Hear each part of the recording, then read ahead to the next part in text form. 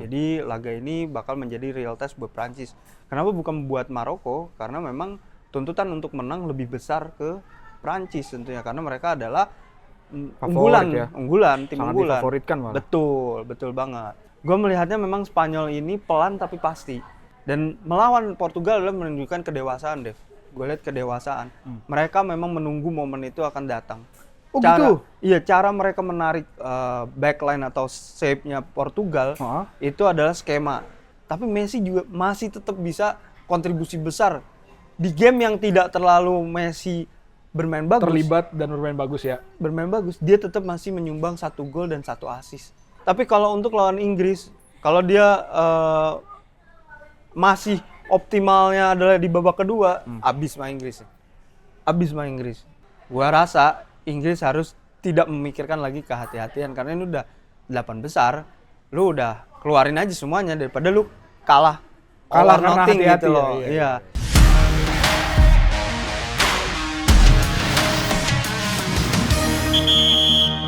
Road to Final Piala Dunia 2026 akhirnya sudah mencapai babak quarter final. 8 negara atau 8 tim yang sudah meloloskan diri mereka ke fase ini. Dan matchnya akan dimulai dini hari nanti ya, antara Prancis dan juga Maroko. Dan bagaimana dengan tim-tim yang lainnya, itu akan menjadi pembahasan di halftime break kali ini, yang sedang berkolaborasi dengan Airsport tentunya. Dan kali ini halftime break juga masih syuting di flagship store Airspo FX Sudirman lantai 6, masih bersama gue Dave Refli, dan kali ini kedatangan Google Sepak Bola Berjalan SG. Agak beban ya. Lu kan kalau sering tampil di sebuah konten komunitas gitu kan. Dan paling salah satu yang disegani lah setelah bapak-bapak itulah di sana. Pak Ismail, ada Ozi, ada gitu. Rizal. Bang Es, ini udah quarter final Piala Dunia. Sebelumnya gue ucapin selamat datang ke halftime break. Oke, thank you banget undangannya. Ya, dan kita kali ini langsung bahas ke mana? Quarter final. Ini udah ada 8 tim ya. Dan nanti kita juga pasti akan bahas kontroversi-kontroversi yang terjadi di Piala Dunia, terutama sejak babak playoff ya kayaknya. Lumayan babak knockout banyak banget kontroversi, dan itu akan kita bahas. Tapi sebelum itu gue mau langsung ke pembahasan tim yang akan bermain, plus nanti kita akan review juga. Oke. Ya, kita tadi udah nyinggung Prancis sama Maroko. Ini kalau kemarin Maroko memulangkan Kanada, yang dimana di round 16 juga ternyata tuan rumah pulang semua. Iya. Gugur semua. Tidak ada yang lolos, dan menjadikan Maroko bertemu dengan Prancis. Overall, lu ngeliat match Maroko sama Prancis gimana? Ini sama-sama kuat, bertahan dan juga menyerang. Ini gua rasa bakal jadi match real test dari Prancis ya. Real test walaupun mereka ketemu Norwegia di grup, tapi di grup stage tersebut sepertinya Norway menghindari posisi juara grup. Lebih mencari bagan yang nyaman dan mengistirahatkan beberapa pemain. Iya, gitu. Rotasi waktu itu. Ya, makanya mereka jadinya dibantai 4-1 oleh Prancis. Mungkin real testnya ada di sini, karena di babak knockout semua penampilan dikeluarkan. Biasanya pemain-pemain yang tidak terlihat menjadi terlihat, pemain-pemain yang punya mental memperlihatkan mentalitasnya. Jadi laga ini bakal menjadi real test buat Prancis. Kenapa bukan buat Maroko? Karena memang tuntutan untuk menang lebih besar ke Prancis tentunya, karena mereka adalah unggulan, tim sangat unggulan. Difavoritkan malah. Betul banget. Itu yang gue lihat sih, Dev. Nah, untuk taktikal laganya, kan Maroko ini sangat kuat di tengah. Di sisi sayapnya mereka akan melakukan overload biasanya. Hakimi akan terus naik. Pasti naik biasa. dia. Ada Ayub Bodadi yang biasanya nge-cover. Nah itu, apakah duel nanti ini mempertemukan Olise dan juga Dembele yang rekan setimnya juga ya, menjadi menarik untuk dilihat gitu loh. Apalagi Prancis ini fluid di depan gitu loh. Sangat. Nah, lu sendiri menurut lu gimana, Dev? Melihat Prancis ini, apalagi lu udah pakai baju Prancis. Oh, iya dong.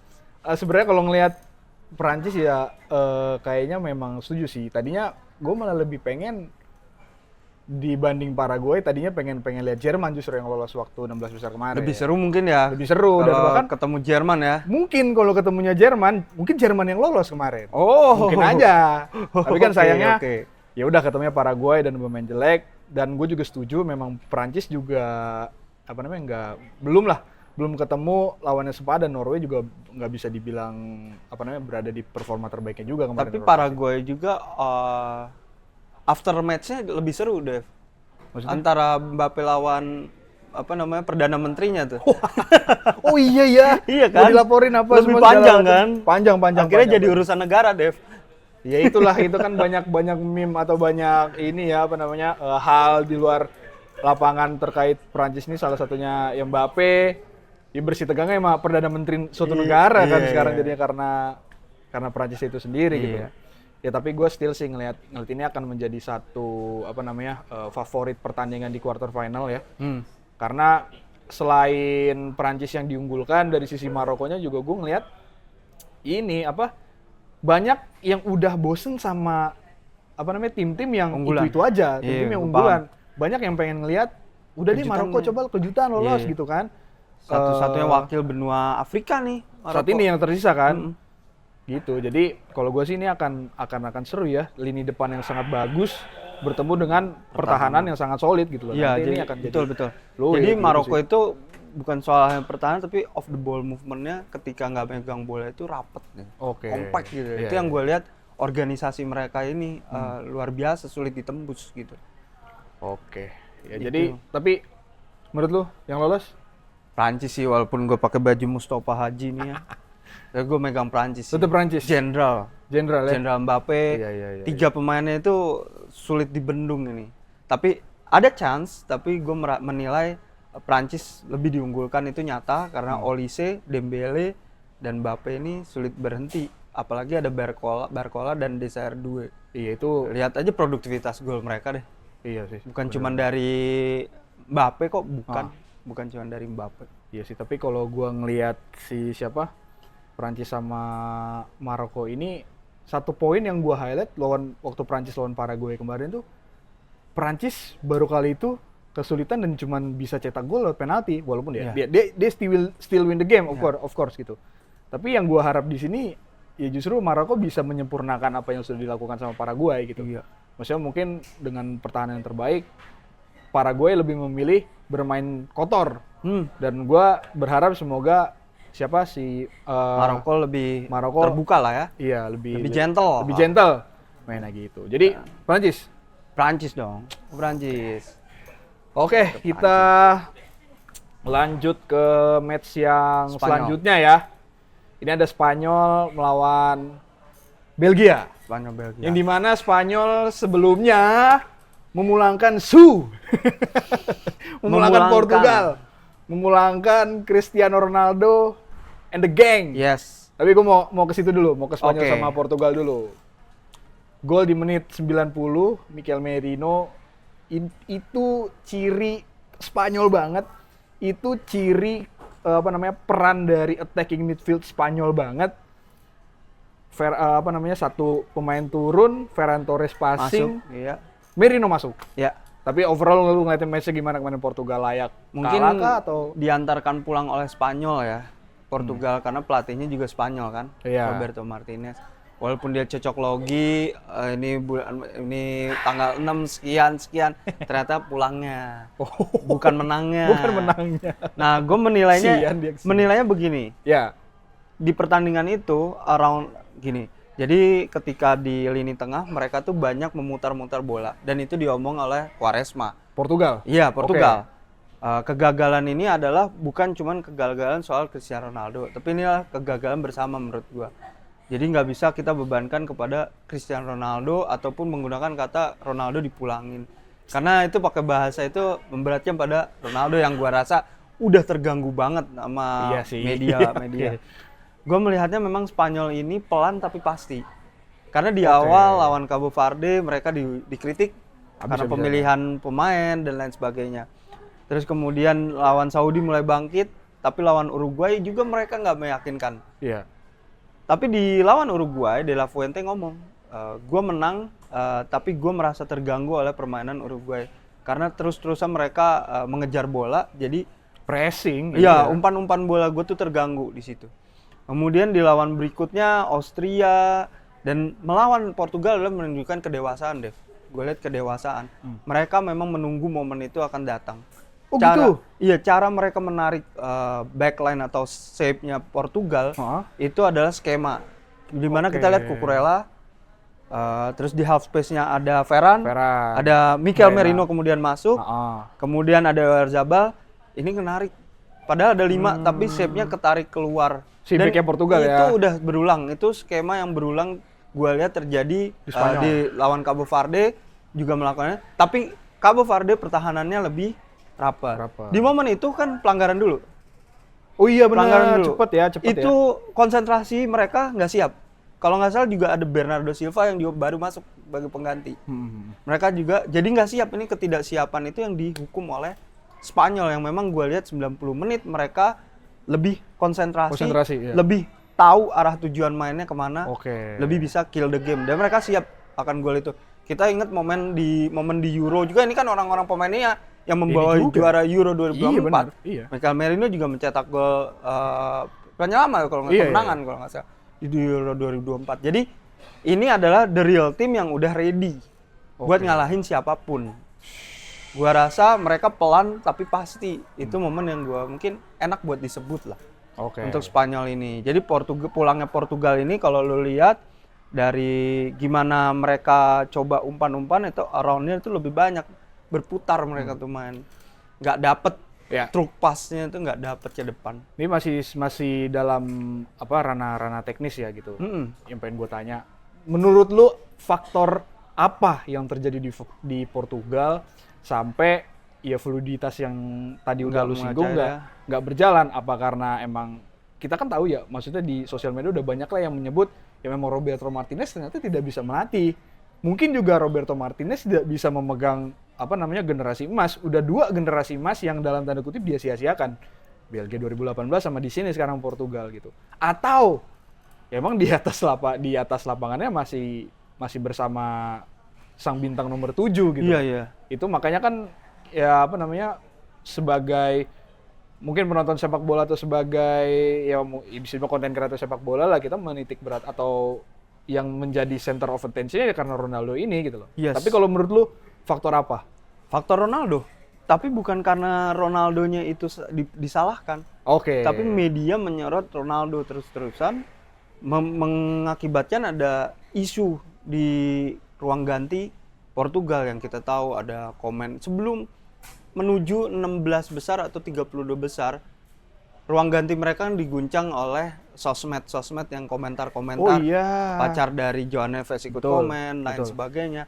Jadi Ronaldo ini menghadirkan banyak atensi media, sehingga tim ini pecah. Dan kemarin juga gue lihat ada beberapa yang komen Portugal mencintai Ronaldo, bahkan mereka bikinkan Obrigado Ronaldo, bla bla bla sebagainya, untuk meyakinkan publik bahwasannya kita tuh mencintai Ronaldo, kita tuh menyukai Ronaldo, tapi mereka mencoba memecah belah itu.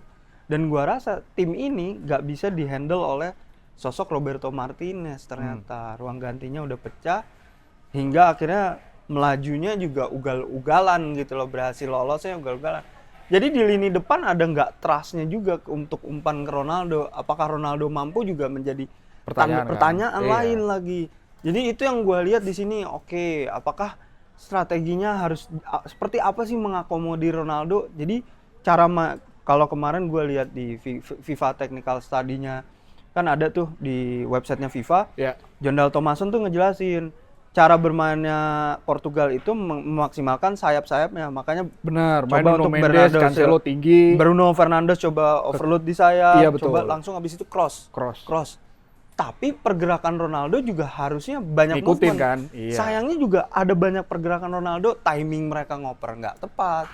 Ketika mereka ngoper, timing Ronaldo, jadi chemistry-nya ini belum dapat gua rasa. Jadi orang terlalu fokus ke Ronaldo, padahal problemnya itu bukan cuma di Ronaldo, tapi bagaimana tim ini disatukan. Nah, sosok pelatih itu yang harus bisa menyatukan. Makanya ada isu mereka mau ngambil Jorge Jesus nih, sosok yang dekat sama Ronaldo, dan dia adalah yang ngebawa Sporting Lisbon dan lain sebagainya lah. Banyak tim-tim Portugal di bawah lah, Benfica juga kok.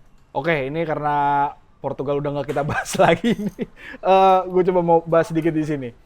Tadi udah lu sebut juga, jadi bikin gue penasaran. Jorge Jesus ya yang rumor ya. Masih rumor ya, memang belum pasti gitu. melihat, tapi kan ini Bang Es, Cristiano udah statement bahwa ya udah habis Piala Dunia ini pensiun dari Portugal. Messi juga statementnya gitu pas 2014. Ya kan Apa 2014, tapi kan ini Ronaldo kan kemarin. pensiun emosional. Poin gua adalah emosional. Kalau untuk kedepannya dia dipilih lagi sangat mungkin, apalagi Sangat mungkin untuk masih. Euro. Ya whatever lah gitu. Mau Iya. Nations League, Euro, tetap. Iya, menurut gua masih ada chance buat Ronaldo untuk main lagi ataupun keinginan dia main lagi, karena kan dia bilang gua akan pensiun karena gua yang mau, bukan lu yang minta. Dia ngomong gitu kan ke media. Jadi gua rasa Emang untuk dia main lagi dianya masih sih. ada sih. Masih Oke, sangat oke, besar, oke. apalagi dia ambisi untuk ngejar 1000 gol. Ya 1000 gol di klub juga bisa harusnya. Satu musim lagi bisa dia tuh. Ini orang ambisius, dia terus ngasih standar. Kan bacaan terbaru juga banyak di X juga ya. Bagaimana Ronaldo tuh menerapkan standar dirinya itu sangat tinggi gitu. Jadi gua rasa dia nggak akan menurunkan standarnya gitu lah. Jadi sangat mungkin kalau dia dipanggil lagi sama Jorge Jesus, gua nggak akan nolak mungkin. Menurut gua ya, tapi ya itu atensi medianya terlalu besar ke Ya, Ronaldo. berarti memang poinnya atensi dari media mungkin. Membebani tim ya. Iya, mungkin bagi skuadnya Portugal ini sangat besar sampai ya konsentrasi mereka pada akhirnya ya terganggu. Gitu kan, pemain-pemain di sini kan mungkin nggak banyak yang bermain di Inggris juga ya, kita tahu media Inggris seperti apa lah gitu. Makanya Butuh pelatih Bruno, berkualitas buat manage itu. dan itu tidak dimiliki oleh Portugal di Piala Dunia Iya. 2026 sampai dia pulang. Tapi memang yang yang masih mungkin bisa dibilang menarik buat ditunggu ya itu kelanjutan Cristiano bersama skuad Iya. Portugal ini ke depannya, nanti kita akan lihat sendiri lah Iya. gitu. Oke, tadi dari Spanyol sama Portugal udah kita bahas. Ini Belgia. Gua fase grup bilang selesai ini Belgia. Tiba-tiba match ketiga 5-1. Iya. Ini menarik juga karena Belgia 2 match awal nggak Nggak meyakinkan. Nggak Iya. meyakinkan. Lawan Iran mereka bisa 0-0. Ditahan imbang lah. Iya, Tahan terus imbang. juga lawan terakhir 5-1, gue lupa lawan apa, New Zealand ya? New Zealand. New Zealand. Nah ini gue melihat mereka bisa lepas dari tekanan sih. Gimana ketika lawan USA, menurut gue USA punya kualitas buat ngimbangi mereka. Tapi ternyata... Tapi itu sebelum kontroversi. Yes, itu dia. Mereka dapat extra motivation, akhirnya mereka ngebantai USA kan. Iya. Pada dasarnya tekanan justru berbalik ke USA. USA. Pochettino bilang ada yang mau ngebunuh lah. Terus kemudian Volaren Balogun juga dapat tekanan. Kemudian publik juga merasa ini harus kemenangan sepak bola dimenangkan oleh Belgia. Jadi melihat ini semua tekanan berbalik ke USA gitu. Dan USA tampak canggung di menit awal udah kebobolan, blunder fatal kiper. Jadi buat gua Belgia ini masih belum teruji maksimal, tapi dia adalah salah satu tim yang nggak pernah kita lihat ternyata dia bisa mampu Bisa loh. deliver kan, masih Iya, mampu untuk mampu deliver loh. kan. Iya. Dia mengandalkan gelandang serang atau trik playmakernya Atlanta, De mantan Ketelaere. Iya, De Ketelaere, untuk menjadi striker gitu loh. Udah mencandangkan Lukaku dan KDB, ini bukti bahwanya Belgia tuh nggak cuma mereka. Belgia tuh punya betul, banyak. setuju gua. Even Doku diganti. Rudy Garcia nggak peduli siapapun Siapa itu. lu lah, iya benar. Mereka ternyata ini tim solid gitu. Oke. Dari depan ke belakang solid gitu loh. Mereka punya solusi untuk yang Ya, ditawarkan. mereka Rudy Garcia punya solusi untuk ditawarkan kepada skuad ini untuk Belgia ya. Iya. Siapapun pemainnya, gue juga makanya waktu lawan Senegal tuh gue sebenarnya kayaknya Senegal nih ngelihat tren Belgia di Piala Dunia nggak meyakinkan. Laga itu ternyata yang gila, Pak. Iya, laga itu jadi turning point. Salah Iya. lagi gue akan jadinya. Ternyata Tielemans muncul sebagai pahlawan, terus Iya. kemudian Lukaku lagi-lagi coming from bench gitu Coming ya. from base, dari awal semua kontribusi, semua gol Belgia itu ada kontribusi dia masuk dari Karena bench. nih orang hobinya buang peluang kan sebenarnya. Dia tuh kayak kalau mau nyetak gol kayak harus buang 1-2 peluang emas yang the real chance baru dia golin. Iya. Ternyata Lukaku efisien di era Rudy Garcia ini. Iya sih. Ya, nah ini menjadi menarik. Mereka bisa pakai target man apa enggak, target man pun berbahaya. Jadi kalau Spanyol ngasih celah ke mereka bisa habis nih Belgia. Dihabisin sama Belgia. Iya. Tapi gue ngeliat sih Spanyol mau menyerang apapun mereka bermain, transisinya selalu oke sih, selalu Rapi sih transisinya, transisi belum negatifnya. terbobol, Dev. Nggak terbobol. kebobolan kan sampai sekarang. Unai Oh Simon iya, pecah bener. rekor.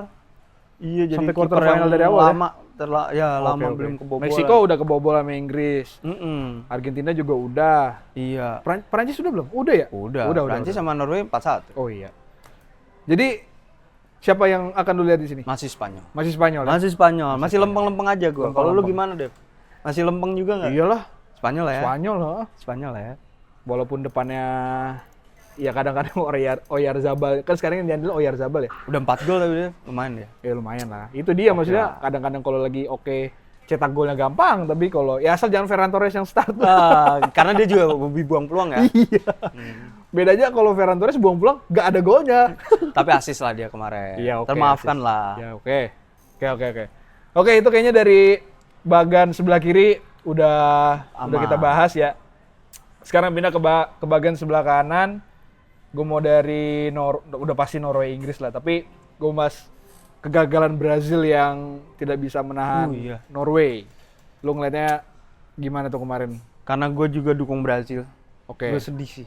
Sedih. Kayak wah anjir gila Brazil kalah. Nah. Kayak Piala Dunia tuh harus ada Brazil gitu. Piala Dunia disebut Piala Dunia kalau ada Brazil. Menurut lu kali? Walaupun nggak pernah ya Brazil nggak lolos. Nggak menurut gua 5 kali terbanyak bro. Dan dia nggak pernah nggak lolos Piala Dunia. Iya, tapi kan sekarang kondisi Brazil skuadnya udah jauh lah. Siapa? Lu kesel ya nggak STV nggak dibawa? Iya, itu juga. Enggak, bukan Joe Pedro. Joe Pedro Iya, itu iya. kesalahan fatalnya siapa? Buat gue ya fatal Ancelotti sih. Gua ngerti sih, tapi gimana ya ketika Neymar nggak dibawa itu berita Neymar tentang dirinya itu di blow up terus-terusan. Seluruh Brazil itu marah ketika Neymar nggak dibawa. Even sekarang pun Kakak bilang Neymar harusnya dimainin. Felipe Melo bilang harusnya Ancelotti memainkan Neymar dari awal. Jadi mereka itu backup Neymar sebegitunya. Jadi Neymar ini memang icon Brazil. Gitu loh. Gak bisa terpisahkan, apalagi udah all time scorernya Brazil kan sekarang Neymar. ya. Jadi menurut gua hal-hal seperti ini yang Ancelotti bisa compromise lah akhirnya meninggalkan Joe Pedro. Mungkin gua paham ya kenapa nggak Igor Thiago aja yang ditinggalin gitu loh. Karena cara bermain Brazil sekarang kan udah Iya, dan kayaknya Oportunis. Igor Thiago itu menawarkan hal yang berbeda gitu loh. Iya Walaupun sih. ternyata di match pertama Igor Thiago kacau, dia nggak dimainin lagi gitu loh. Iya. Nah, kalau Jopet yang mungkin mirip-mirip sama Cunha juga kan sebenarnya. Jadi mungkin pertimbangan itulah yang diinginkan oleh si Ancelotti. Dia ingin memaksimalkan dua sayapnya juga. Vini sama Ryan Rafinha harusnya. Iya. Tapi akhirnya Ryan sekarang yang naik. Gugurnya Brazil gua rasa memang karena ada masalah eksekusi pemain-pemainnya. Endrick harusnya gol. Bruno Guimaraes harusnya bisa cetak gol. Lebih Karena ke luck ya berarti ya. iya, story akan berubah ketika itu terjadi gol. Betul. Tapi karena nggak jadi gol, momentum itu justru ke Norwegia. Jadi gua merasa ada masalah juga karena di akademi filosofi bermainnya Brazil itu kan joga bonito atau mereka terbiasa dengan gaya-gaya. Ini Skill kita individu, bawa ya. ini kita bawa Ancelotti yang memang membiarkan itu, tapi Ancelotti adalah baru.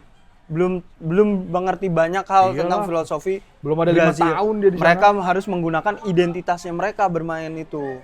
Tapi ini berbeda, ini menggunakan identitasnya Don Carleto. Iya. Walaupun dia udah ngirim anaknya ya untuk ngelatih salah satu tim di Liga Di Brazil, Liga tapi kan Brazil. nggak works di Iya. Botafogo kalau nggak salah. Iya. Nggak works gitu lah. Ya ini masalah waktu sih.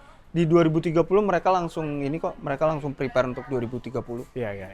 Ya jadi Brazil layak kalah. Layak kalah. Layak kalah karena eksekusi pemain-pemainnya kurang bagus. Eksekusi pergantian Ancelotti juga ternyata nggak works. Oke. Itu aja. Oke, tapi dari sisi Norway, gue melihat Norway lawan Brazil kemarin itu sebenarnya agak boring sih sebenarnya. Oh, boring. Iya. Kenapa boring?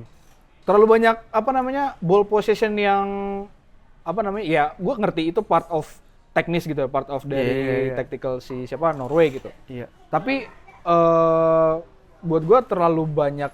Jadi karena posisinya terlalu banyak si Norway ini jadi ngedelay bola, ngedelay serangan mereka sendiri gitu loh. Nah, oke. Itu buat gue yang bikin ya mungkin banyak yang nggak setuju, cuman gue melihat jadi boring aja gitu. Dan Boring. golnya kan baru terjadi di menit berapa? 70-an, 80-an? Ya si Norwegia, golnya Norwegia Iya. awal. Jadi 78 kalau nggak salah. Selama 70 menit itu ya lu hanya membuat Brazil kewalahan, ya memang itu taktikal gitu. Iya. Makanya gue di match waktu itu sempat ngebahas juga, gue bilang ya Brazil kenapa nggak kayak lawan Jepang kemarin gitu, mentalitasnya jadi nggak ada. Itu yang jadi gue sayangkan lah ngeliat Norway ini. Makanya Kalau lawan Brazil itu sebenarnya Kalau lu Jepangnya gimana? yang agak lebih sopan. Mereka narik 2 itu jadi ada momentum buat Brazil sebenarnya. Jadi memang sebenarnya di game after lawan Jepang itu gue meragukan Brazil. oke. Jadi memang Brazil belum sesempurna itu. Ada peluang lah. Karena kan makanya Solbakken pelatihnya Norway bilang I'm coming to you Mr. Ancelotti lah. Dia bilang Dia emang PD-nya tinggi banget nih banget pelatih Norway nih. pede banget Iya, ya, kita iya. gebukin aja kali. Jangan dong. Baik dia. Baik. Bye. Ronaldo juga baik deh. Tapi Norway gimana Norway? Erling Braut Haaland emang gila sih. Dia Iya. jadi pembeda. Emang deliver quality ya di turnamen Pasti. ini. Ya. Gue ngelihat gimana dia bisa ngalahin Gabriel. Itu Iya. adalah ternyata gue baru baca-baca, Dev. Heeh.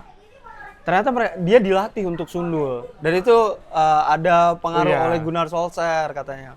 Gimana cara nyundul, gimana momentum untuk nyundul, dia masuk. Jadi ada waktu kemarin tuh gue lihat ada POV dari point of view dari si Gabriel. Dia jalan biasa, jadi Haaland tiba-tiba muncul. Oke. Sundul.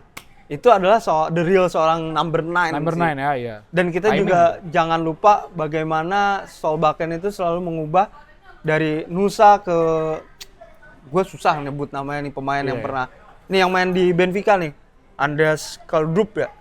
Iya. Yang ngubah itu dimensi mainnya beda. Dia taruh Sorloth di kanan, tapi sebenarnya Wah, Sorloth Sorot di kanan tuh kayak wah. iya tanda tanya. Ternyata babak kedua Beda begitu berubah begitu lagi. doang. Iya. Tapi kalau untuk lawan Inggris, kalau dia masih optimalnya adalah di babak kedua, abis main Inggris. Abis main Inggris. Slendrup. Iya. Slendrup ya itu susah Iya, banget itulah. namanya tuh. Iya. Ya, tapi menurut gua Norway punya banyak celah. Kemenangan ini karena kemenangan eksekusi para pemainnya. Kalau mereka bermain seperti lawan Brazil, mereka kalah lawan Inggris. Norway itu sebelumnya lawan ini kan Cote lawan- d'Ivoire, Pantai Wah, Gading. Maksud gua, Hampir kalah juga. iya itu dia. Itu dia poin gua. Lawan Pantai Gading pun Norwegia sesusahan ini loh ketika Iya. ketika dia di press, ketika apa namanya? Jalurnya mereka Iya. ditutup. Nah, gue menyayangkan Brasil nggak melakukan itu. Gitu. Iya. Nah, tapi lawan Inggris nanti nih. Ih, serem sih gua. Ya, karena Casemiro-nya juga jadi titik yang dilalui oleh si Norwegia waktu Iya itu. sih. Dan udah berbeda Nah, ini juga kalau lah ya. lawan Inggris kan nanti ada Lawan Elliot Inggris Anderson. sekarang. Ada Elliot Anderson. Wah, ada Declan Declan Rice. Rice. Sebenarnya gue sempet ngomong sama temen gue, Rian KPI. Oke. Gue bilang gini, Bro itu. ya, bro itulah, Heeh. bro Iraola. Gue bilang kalau Inggris memilih pemain yang tepat, dia akan menang melawan Meksiko. Bener aja dia cadangin Jet Spence, dia cadangin Noni Madueke, dia cadangin Rashford. Tiga pemain ini kan nggak menonjol saat Di match Inggris sebelumnya melawan Kongo. Kongo.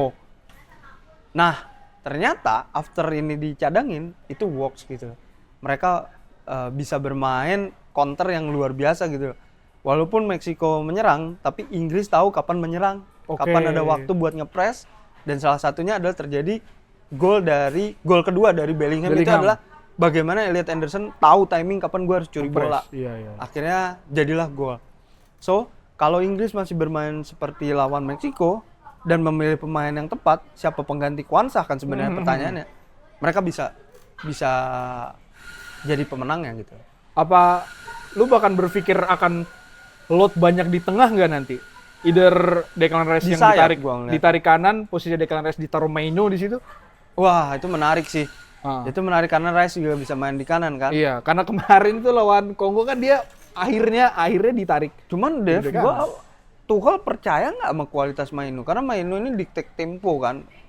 Dia kalau lu memain cepet gitu ya, Heeh. mungkin Mainu akan menjadi orang yang Melambat. memperlambat gitu Memperlambat, loh. oke. Jadi gua rasa nggak Mainu sih. Gua rasa Spence tetap main. Tetap Spence ya di kanan. Iya, karena ketika jadi cameo Hmm. kemarin bagus kan.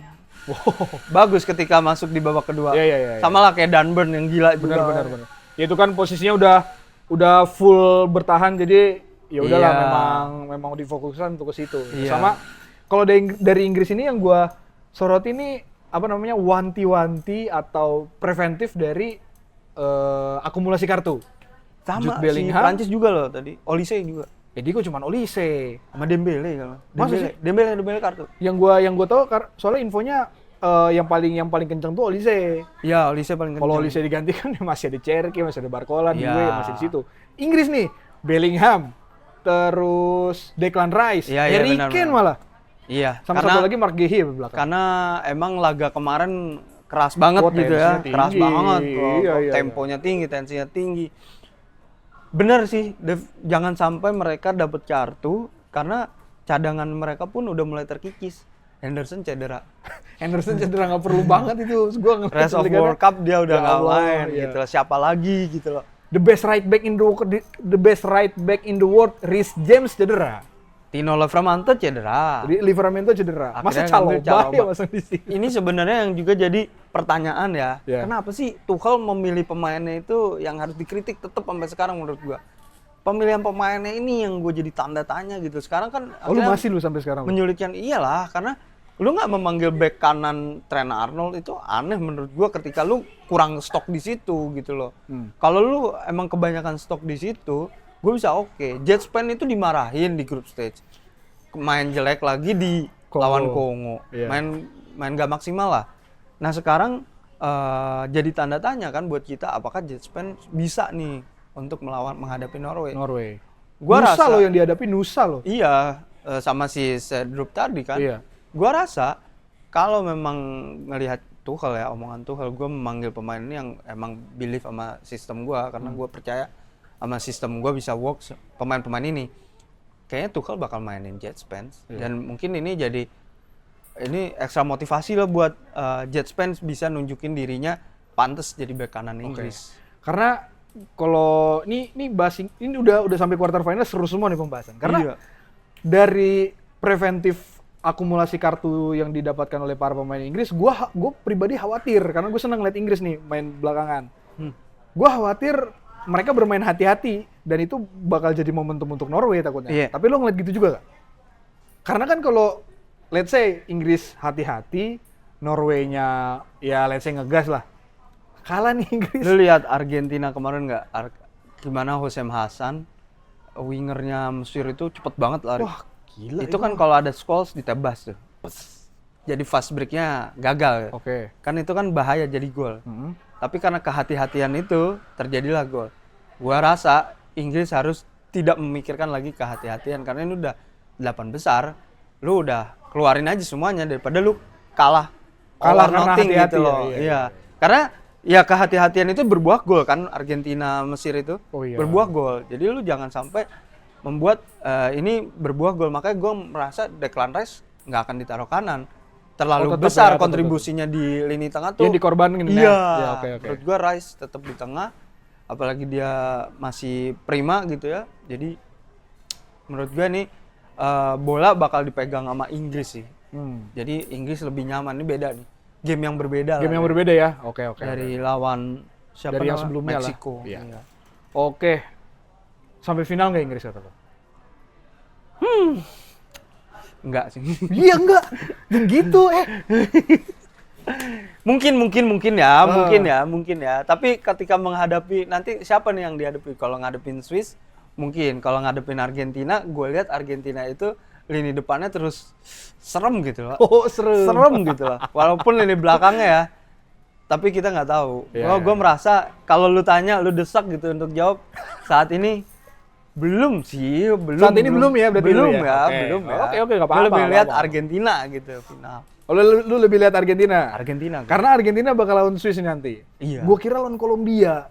Kalau lawan Kolombia, gue for sure kalah Argentina lawan Kolombia. Jujur gue juga. Iya kan? Iya, gue juga naruh karena Kolombia tuh rapi banget organisasi pertahanannya. Gitu, Emang bener Pak. 0-0 juga kan. Heeh. Kalah adu penalti, dua back tengah nendang out lagi. Davison Sanchez, Akanji out tuh. Iya. Tapi gini iya. Pak, kalau gue lihat ya, Argentina ini punya something yang ditawarkan bukan cuma sekedar Messi. Lu Which lihat is Enzo Fernandez, The best. bisa jadi Best player. Oke. yes, bisa jadi anchor. Tapi Paredes itu yang jadi bintang sebenarnya di lawan Mesir kemarin. Heeh. Ketika dia bisa menggagalkan one on one fast break-nya, dia ngebaca, dia ngalirin bola, itu yang kita nggak lihat. Yang kita nggak lihat adalah bagaimana Messi berperan melebar gitu loh. Akhirnya karena dia nggak bisa memaksimalkan ruang antar lini, dia digeser melebar. Tapi Messi juga masih tetap bisa kontribusi besar di game yang tidak terlalu Messi bermain bagus. Terlibat dan bermain bagus ya. Bermain bagus, dia tetap masih menyumbang 1 gol dan 1 assist. Ini luar biasanya nih orang gitu loh.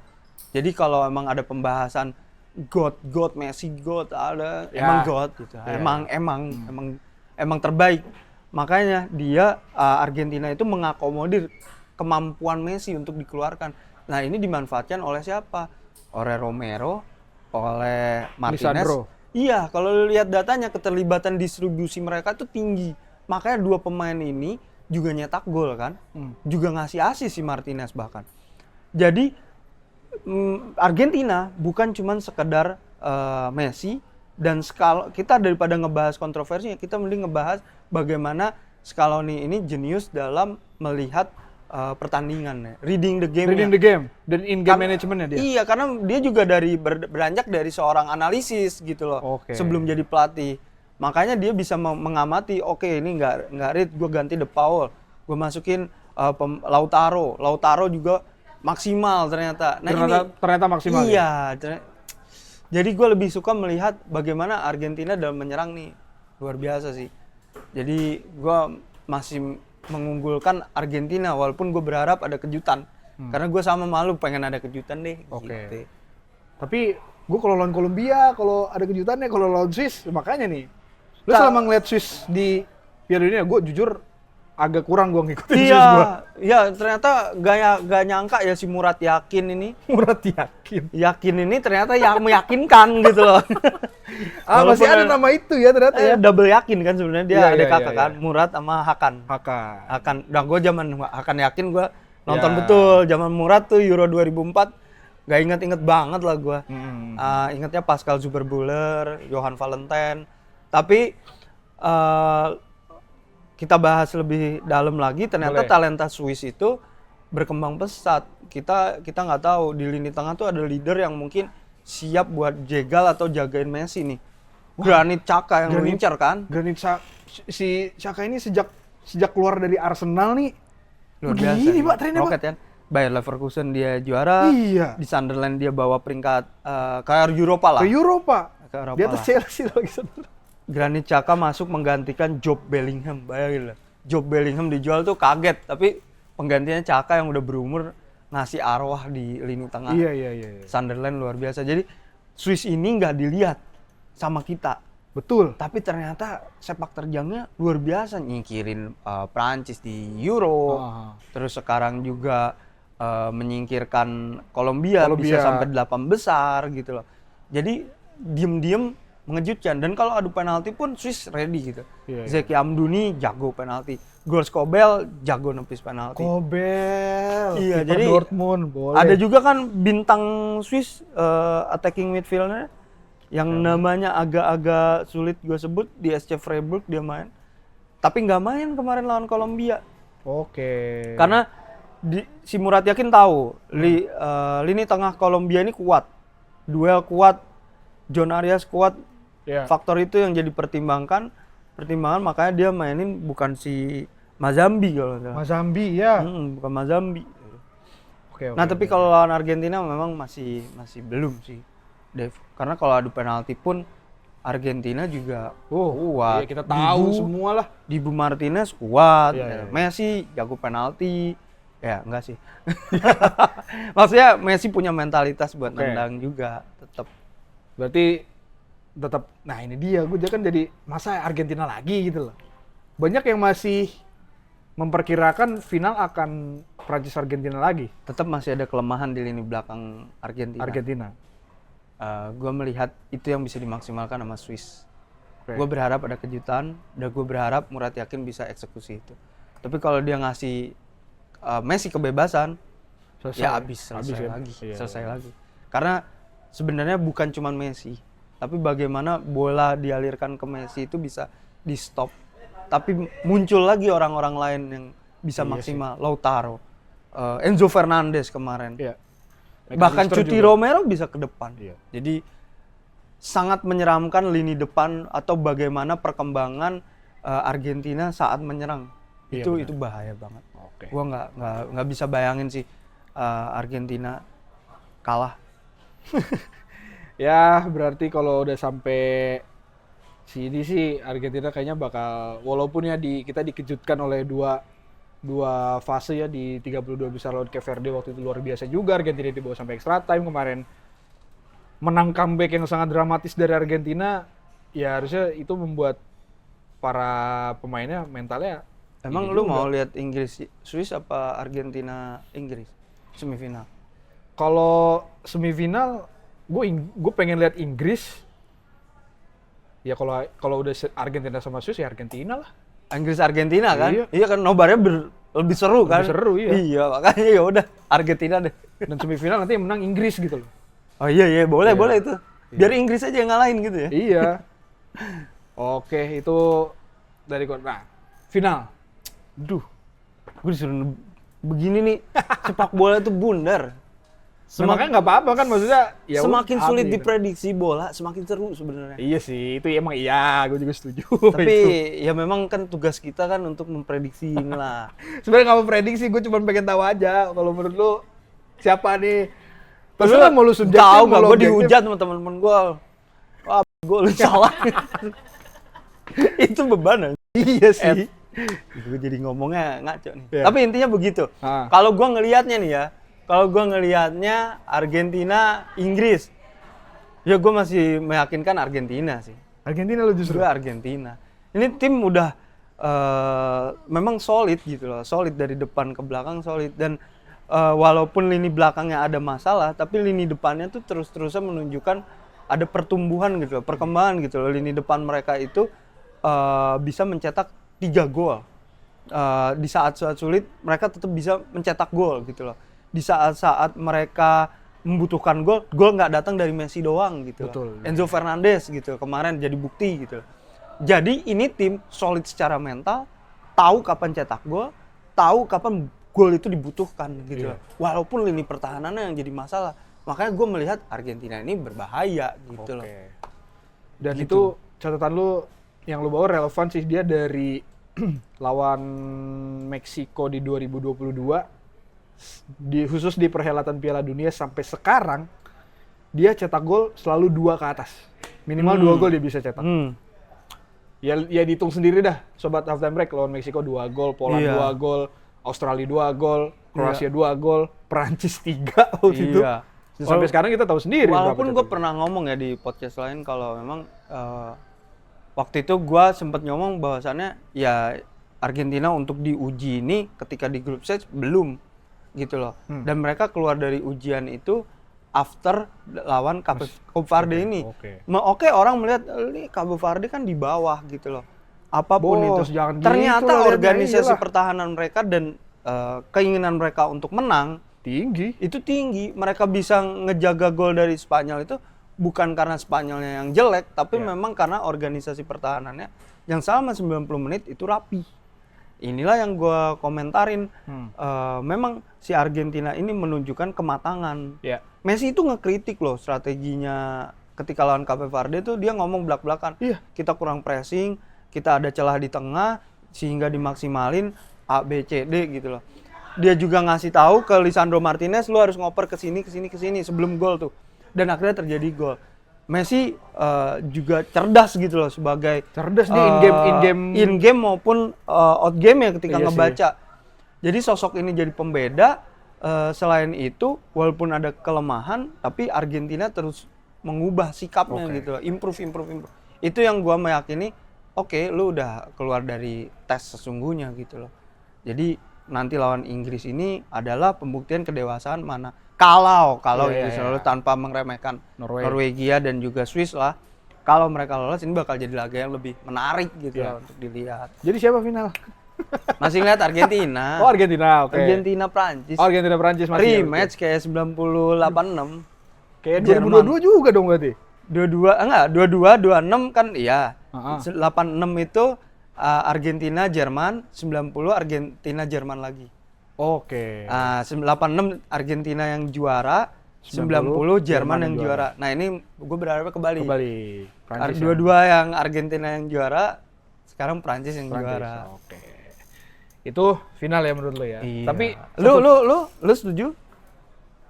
gue Spanyol sih, gue Spanyol Oh, Inggris. Spanyol dia ya. Gue final Spanyol Inggris. Lupa dia Spanyol. Inggris. Oke, Inggris. Inggris ya. Iya. Tapi sedikit aja nih terakhir. FIFA sekarang lagi diinvestigasi Nah, ini yang gua sama PSSI-nya Argentina, Alpha Selection. Iya. Lalu melihat situasi ini di tengah-tengah turnamen gimana? FBI ya katanya FBI investigasi. Dan ini, oh iya, match Prancis sama Maroko nanti wasitnya Argentina semua. Nih ya, gua kan satu grup sama Dev adalah di suatu komunitas. Betul. Itu udah rame bahas ini. Iya. Tadi ada perdebatan sebelum kesini kan, pagi-pagi udah debat. Bagaimana teman gua menyebutkan, kok mainnya malam, kok mainnya jam segini, terus ketemunya ini. Tapi masih bisa dibantah oleh yang ngerasa itu nggak kuat sebagai bukti. Ya. Tapi kan kita untuk mengajukan sebuah investigasi perlu ada rasa kecurigaan. Betul. Terlebih dahulu. Poin-poin tadi masih bisa dibantah karena tidak adanya investigasi. Nah, ini yang dilakukan oleh FBI perlu yang namanya investigasi karena kecurangan itu mulai terlihat mata. Sebenarnya hal yang terjadi ketika Balogun kartu merah itu membuktikan bahwasannya FIFA bermain mata atau mudah untuk diintervensi itu nyata. Iya. Gitu loh. Jadi publik tahu. Nah, sekarang apakah Argentina diuntungkan? Kita tarik mundur ke 2022 Belanda. Bagaimana di turnamen itu sepanjang turnamen Messi mendapatkan banyak penalti gitu loh. Kecurigaan-kecurigaan ini yang menumpuk memang perlu diinvestigasi.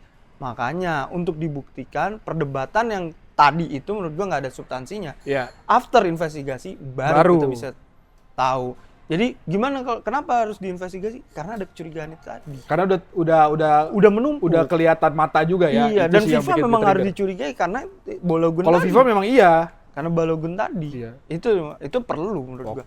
Tapi skandal terbesar yang akhirnya diinvestigasi terungkap tuh sekarang ini kok dikit ya. Oh, iya. Kayaknya memang ada sesuatu ya. Gitu loh. Iya. Sulit lah. Itulah sedikit pembahasan dari kontroversi dari FIFA di tengah-tengah turnamen ini berlangsung. Cuman yang jelas gua rasa kalau sampai final nanti match akan bergulir pada semestinya turnamen berjalan lah. Iya, gitu. Tapi kayaknya udah cukup untuk pembahasan halftime break kali ini, Bang S. Oke. Dan gue mau ngingetin ke lu dan juga kepada sobat halftime break dan juga sahabat Kompas nih, kalau misalkan mau nyari sumber berita, mungkin berita yang kontroversi tadi itu akan dimuat di Harian Kompas atau di kompas.id. Oke. Jadi kalau misalkan Bang S atau nanti sobat halftime break mau nyari update terkait informasi-informasi FIFA yang lagi diinvestigasi sekarang, itu nanti akan ada di kompas.id juga. Yoi, carilah sumber berita yang kredibel. Ini dia. Sama ini ada satu lagi, kalau misalkan mau update terkait seluruh berita tentang Piala Dunia, sobat halftime break dan juga sahabat Kompas dan lu Bang S bisa kunjungi website pestabola.kompas.id. Oke. Jadi situ semua berita, ada wartawan Kompas juga yang terbang langsung ke US untuk meliput di sana. Kredibel lah ya. Iya, tulisan-tulisan, foto-foto video update semua ada di sana. Dan kalau lu kan main game oke nih, game sepak bola. Kalau lu mau menguji, sayangnya lu baru datang ke sini di quarter final. Di situ ada kayak tebak skor, siapa yang cetak gol, dan ada ringnya juga. Oke. Dan udah banyak yang menguji match predictor ya. Betul. Gitu ya. Udah ada menguji kebolehan mereka di situlah dalam analisa mereka gitu. Dan itu ada klasemennya dan seru juga, dan katanya sih akan ada hadiahnya ya, cuman gue belum di-spill sih hadiahnya apa, dan katanya bakal ada hadiah gitu. Jadi kunjungi Harian Kompas atau kompas.id dan juga pestabola.kompas.id. Yoi. Jadi Bung S, thank you udah datang juga, ke Dev, udah halftime diundang. break, dan buat sobat halftime break yang mau main-main ke flagship store Airspo di FX Sudirman lantai 6, boleh aja langsung datang ke sini. Aja. Kita juga ada di hari Senin dan di hari Kamis, jadi masih tersisa di minggu depan. Jadi kalau mau nonton podcast bisa datang ke sini. Dan kayaknya gua cukupin dulu edisi halftime break sampai di sini dulu. Jadi sampai jumpa di edisi halftime break selanjutnya guys. Bye bye. Thank you.